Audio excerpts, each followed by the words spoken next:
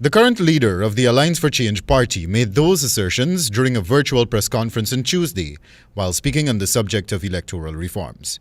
He urged that there needs to be a reset of the process to accommodate the perspectives of a wider cross-section of society on this important matter, while further alluding to the involvement of the recently appointed Law Reform Commission, as such an important body has been excluded from the process.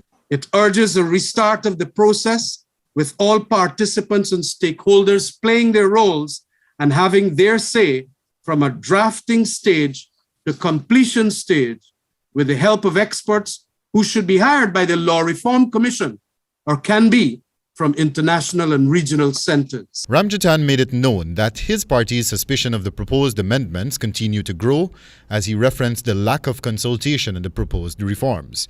He further referenced the exclusion of the electoral machinery, GCOM, as a major red flag and necessary player when it comes to electoral reform.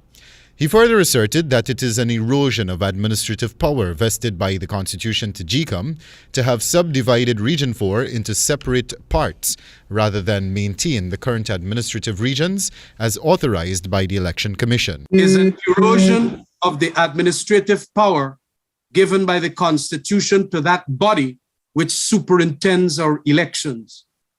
It is a sinister transferal of that power by the PPP. Responding to several claims and allegations made about the subdivision of Region 4, while appearing on a local talk show recently, the Attorney General, Anil Nandlal, said that the subdivision of Region 4 is merely to accommodate a smoother and faster counting process throughout the region, so as to avoid a recurrence of what transpired during the course of the 2020 general and regional elections. Meanwhile, in addressing the proposed amendments, which speak to the imprisonment of election officers serving life sentences and up to $10 million fines for election-related offences, Ramjattan proffered that it can only be seen as a deterrent of persons from conducting their duties as much as it is intended to drive fear into those officials.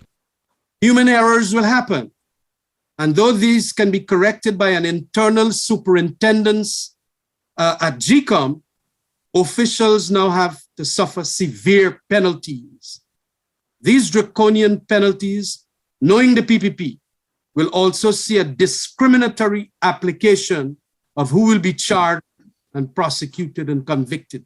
The AFC leader concluded his statement by accusing the PPP of gerrymandering, even as he asserted that his party does not view the proposed amendments as a deliberate and genuine attempt to address the issues that currently exist.